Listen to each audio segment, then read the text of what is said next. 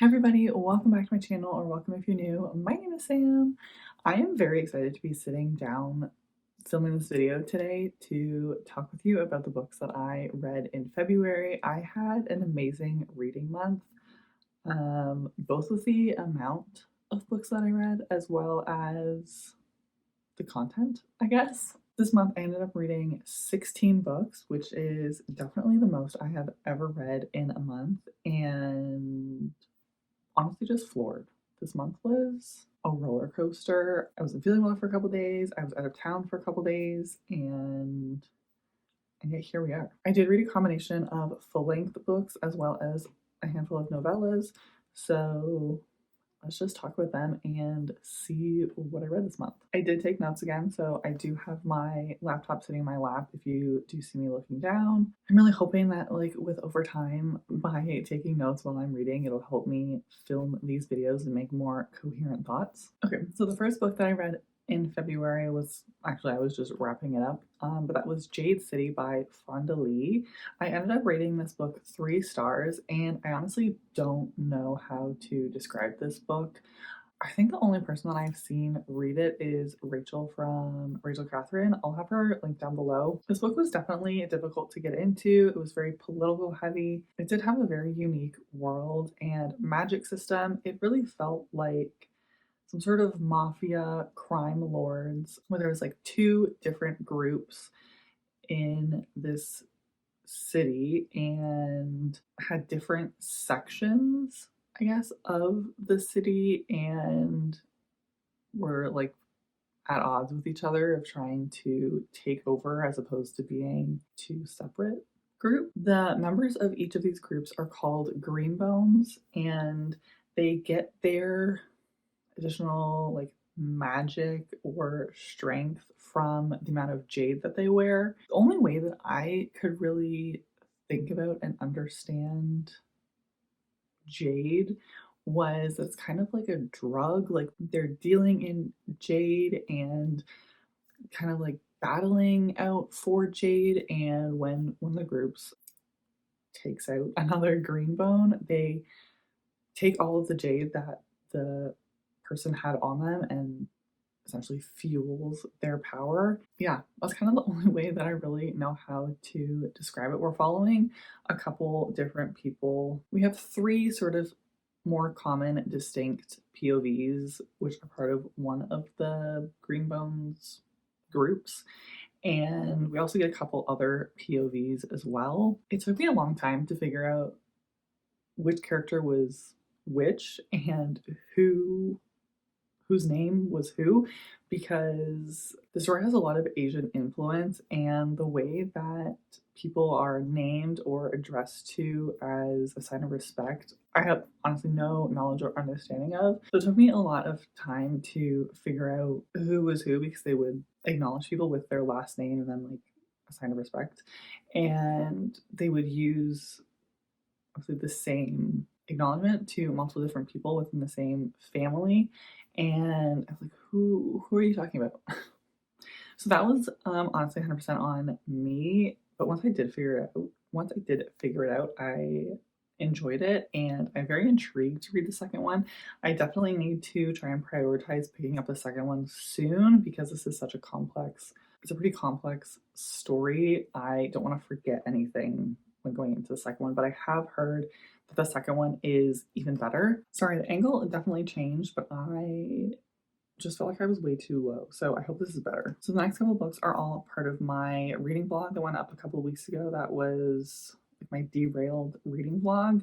But the next book that I picked up was the first book in this like Valentine's Day novella series. I can't remember what the series is called off the top of my head, so I'll put it down here. But the first novella is called The Exception to the Rule, and this is by Christina Lauren.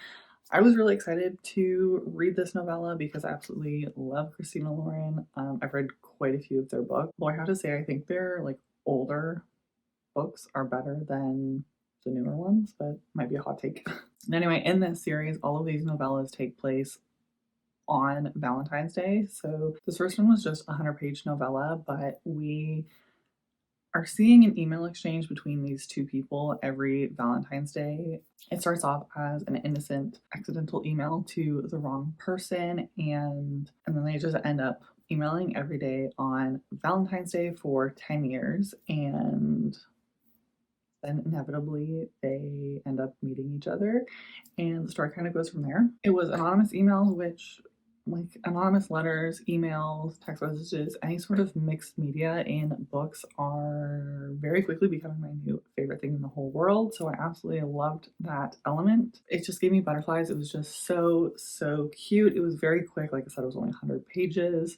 My only like really critique about this was it did take place over the last 10 years, and it included a couple email exchanges between the COVID years, which is just not something that I prefer in my books. I'm trying to escape from reality, and on my books to be like everything is fine and like there's nothing happening, but like it's going on in the real world. It's going on in the real world. So that just kind of gave me a little like, ooh, and pulled me out of the story a little bit. But overall, I did really enjoy this one. I thought it was really cute, and I ended up rating it 4 stars. Then the next book that I read was the second novella in this little series, which is Worst Wingman Ever by Abby Jimenez. This was my first introduction to Abby Jimenez's writing, and I absolutely loved it. I ended up rating this one 5 stars. This one was only 40 or 50 pages, so it was so short, such a quick read. But this novella did not have the right to put me through as much pain as it did. I was like ready to start sobbing in the middle of my office. This had beautiful quotes, very heavy plot, and I just kept wanting to cry. I will say that this involves the death of a grandparent, so if that is a trigger to you, I would highly recommend staying away from it because it is a very large focus of this book. Our female main character in this story is a hospice nurse for her grandmother, and honestly, that is just like that in itself is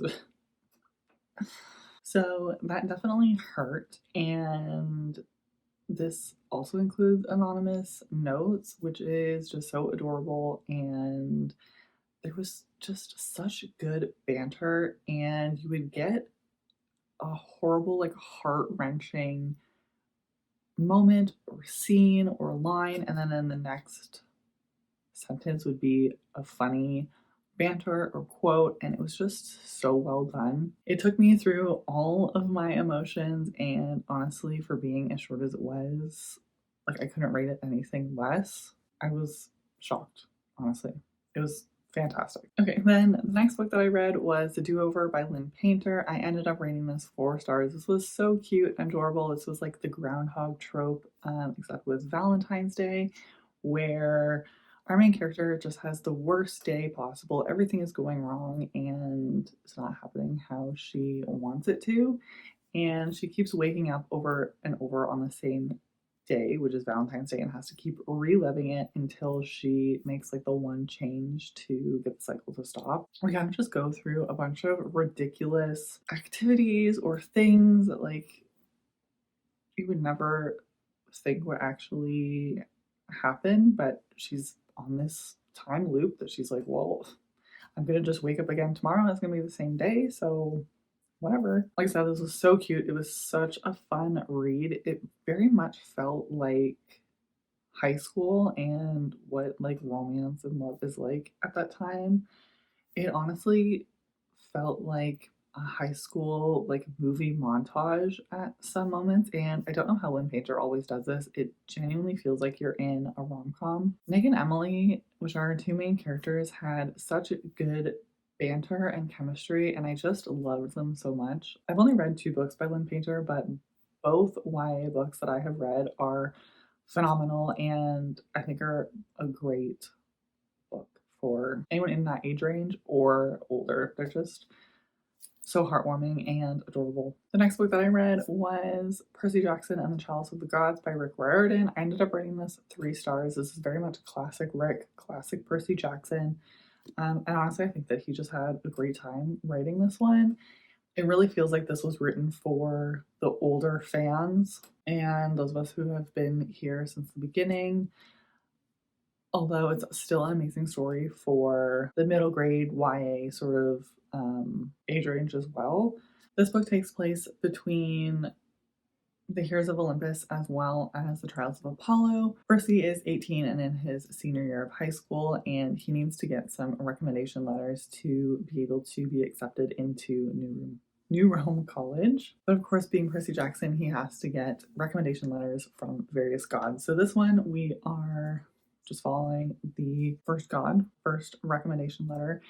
And it's just fun. The stakes aren't so high in terms of like the world is ending, but it's kind of high for Percy Jackson because obviously he needs these letters in order to get into the school of his choice. Like I said, it's very much classic Percy Jackson. The relationships in this book are so wholesome. Percy and Annabeth are so adorable, and we're also following Grover as well. It's just right back to the Percy Jackson roots of the original three. We get cameos from Percy's family and some other gods, and just has some really great relationships and conversations about growing up and lives changing. And honestly, it's just a great one. Rick really, he does such a good job. Next, I read Ruthless Vows by Rebecca Ross. This is the second and final book in the Letters of Enchantment duology. I ended up rating this 4 stars. I really like this. Rebecca Ross, I don't know how she does it, but like honestly, how any author does it. Like these are all just a series of words strung together on a page, and yet to make them invoke so much emotion in you is unbelievable. This book does take place 2 weeks after Divine Rivals, and we're just continuing on our story. But Rebecca Ross has the way that she writes is like poetic and romantic, and I've heard people use the term lyrical to describe writing, and I'm not sure if that's the right term for Rebecca Ross's writing, but it feels right. So let me know if you agree with that. I don't know if I'm using right word there, but she's definitely very poetic and romantic, and it's just such beautiful writing. Again, we're continuing with the same like historical fiction sort of setting with magical elements. I do think there was more magical elements in this book than there was in the first one, which I did really appreciate. I really enjoyed that. The characters and what they are going through felt really real. The descriptions that Rebecca Ross uses to describe different situations, and like especially in the first one, the trenches. If you know, that just it's a lot. And she did the same sort of thing again in terms of like how she's writing these scenes and these characters. They just feel so real and personal. And even though this is like a historical setting, there's definitely a lot of things that you can relate to. I love the continuation of the letters. As I've said a few times already in this video, I absolutely love letters in my books. Like it didn't feel as big of a point in this one, and I focus more of the like political and war that was going on as opposed to their relationship. We do see a couple other characters, and I was expecting more from their relationship as well, so a little bit disappointed on the romance front, but overall I really enjoyed this duology, and Rebecca Ross did an amazing job, and I'm very glad that I decided to pick up Divine Rivals. The next book that I read was LA Candy by Lauren Conrad. I actually listened to this book on audio over this week of the books that I have just been talking about. I was just like in such a reading mood. I was having such a great time with everything that I was reading.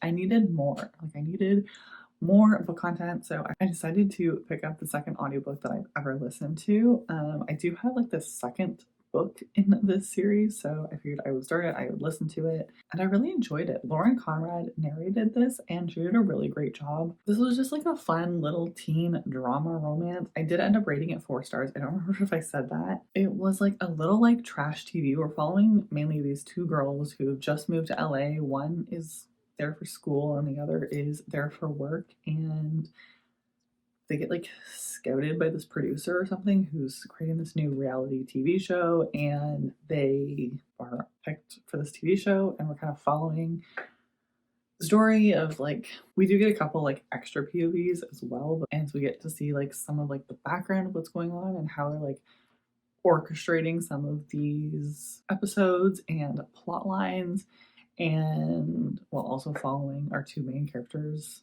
and like sort of how they're dealing with being on the show and how their lives have changed. It's a lot of fun. This is not the most amazing thing that I have ever read or listened to, but it was exactly what I was looking for at that time. The next book that I picked up was the next novella in the little interconnected Valentine series called Rosie and the Dreamboat by Sally Thorne. I ended up rating this 3 stars. This one was kind of meh. Like, it was fine. It wasn't the best thing that I ever read, but it wasn't awful either. The banter was really funny, but the plot was really odd. We're following our female main character who is taking her sister to a spa for Valentine's Day and just like a little sister outing, and our main character gets stuck in this like float tank, I guess, and the fire department has to come and try to crack her out of this thing. So it was just like,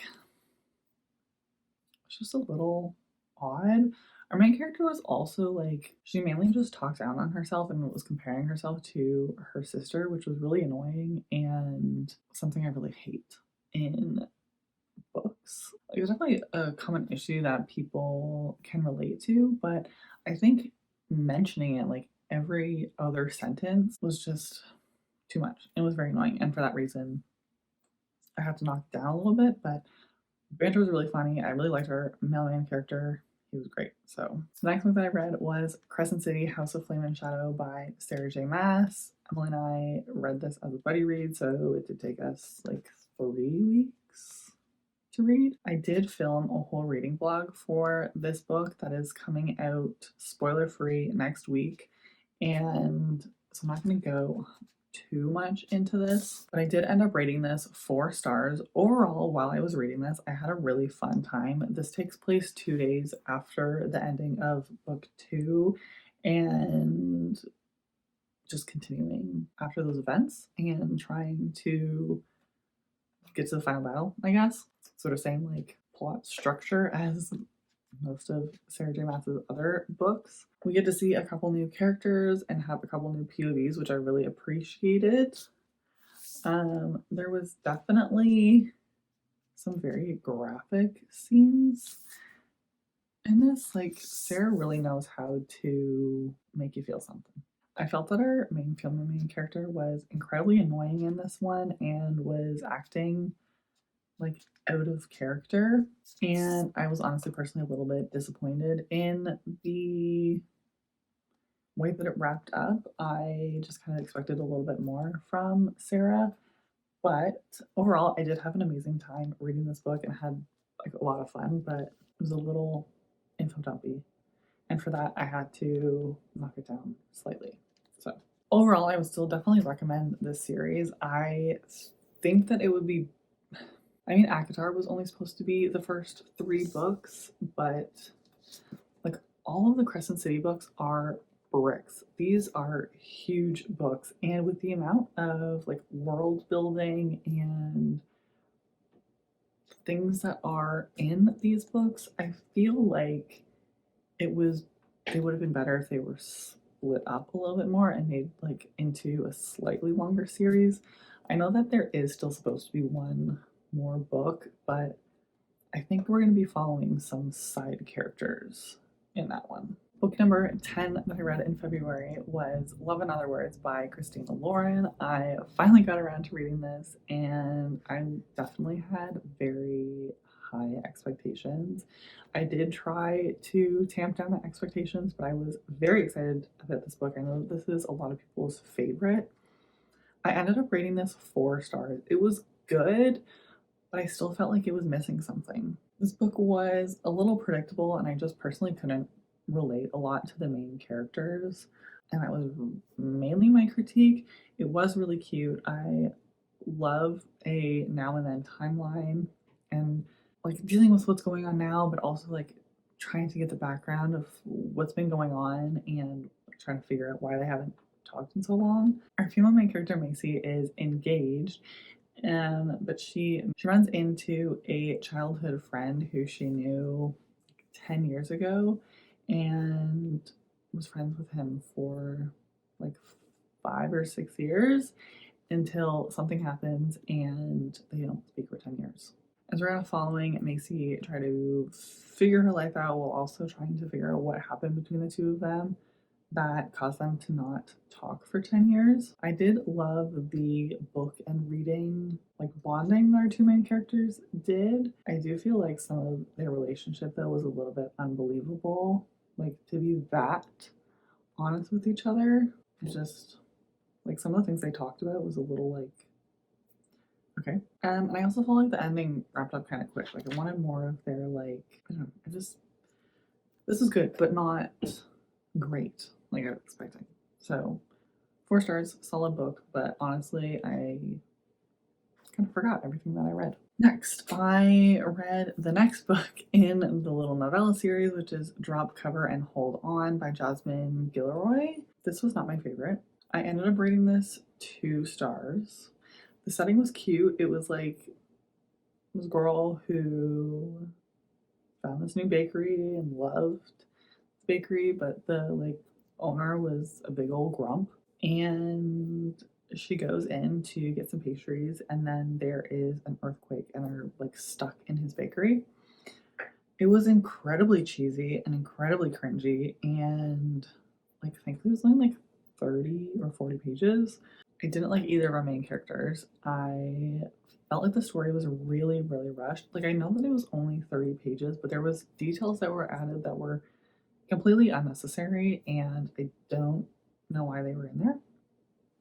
So that was definitely not my favorite. The next book that I read was Pucking Ever After Volume 1 by Emily Rath. This is the, I guess, second novella in the Jacksonville Ray series. It's a collection of bonus chapters, all just like wrapped up into this little book, which takes place both during and after pucking around. Like it was cute, but in the second, I believe it was the second story, there was a kink included that I absolutely hate, and honestly, I just couldn't get past it.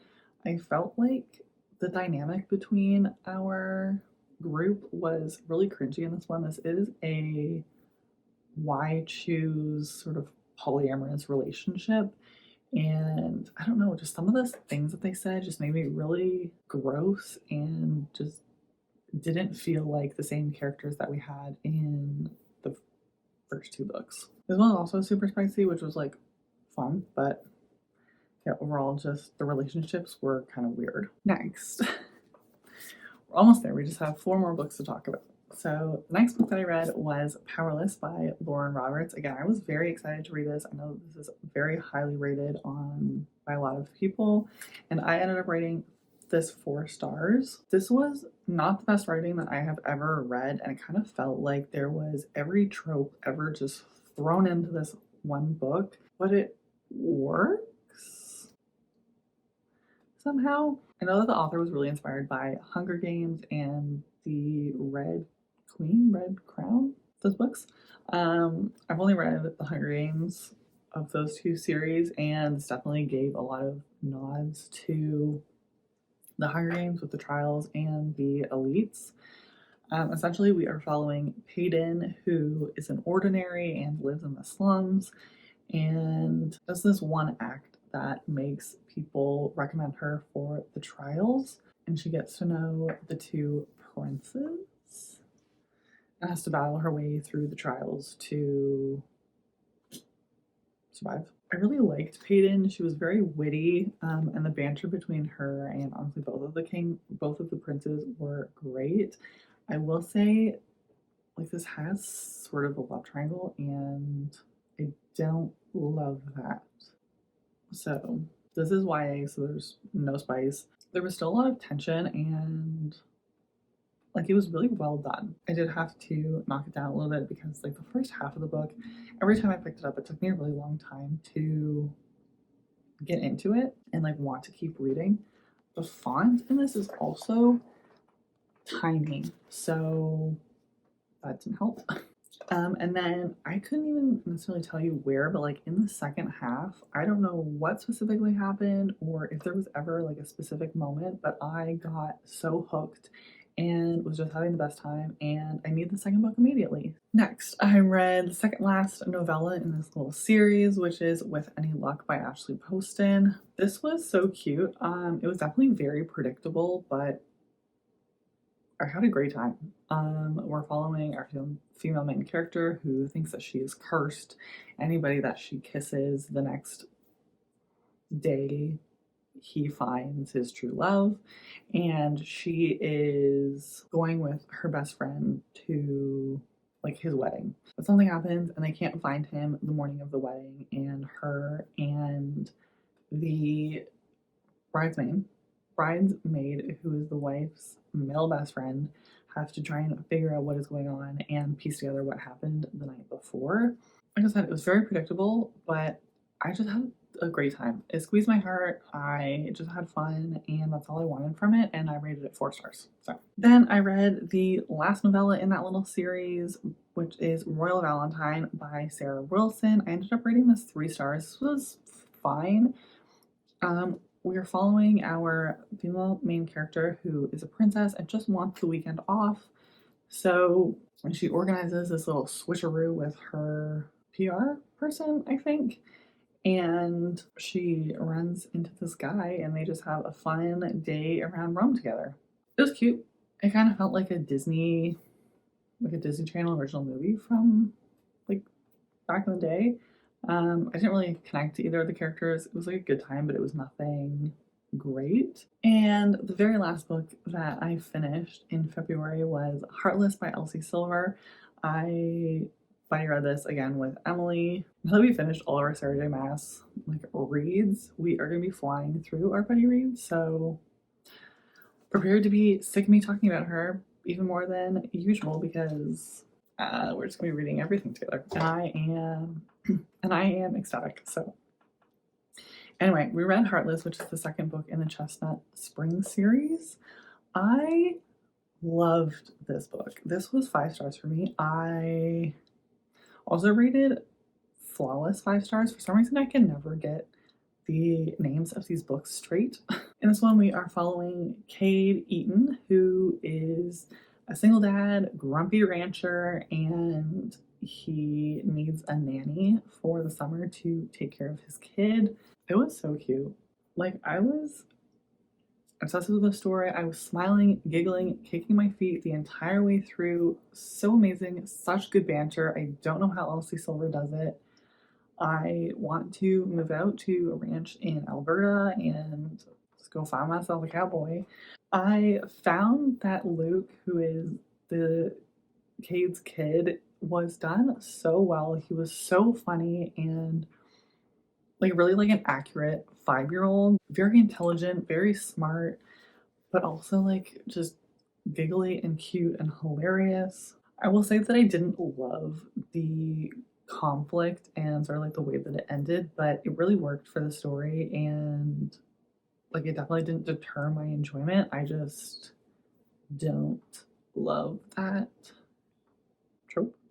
Daddy Cade, he is amazing and has a filthy, filthy mouth. This is definitely incredibly spicy. So, I mean, like, not incredibly, there isn't a ton of spice in it, but like the spice is spicing. So, keep that in mind. Overall, absolutely love this book. Cannot wait to continue the series and read more of Elsie Silver's writing. She's definitely one of my top authors. So those are all of the books that I read in February. Definitely a crazy reading month. This is going to be a beast to edit. I've been talking forever. I did not complete my TBR for February, which is fine. I still had Angels and Demons and Anatomy, which I haven't started, but I will be starting today and very excited about it. But that is everything for today's video. I really hope that you enjoyed. Let me know what your favorite book that you read in February was down below. I would love to chat with you. I really hope that you enjoy the rest of your week, and I'll see you in the next one. Bye!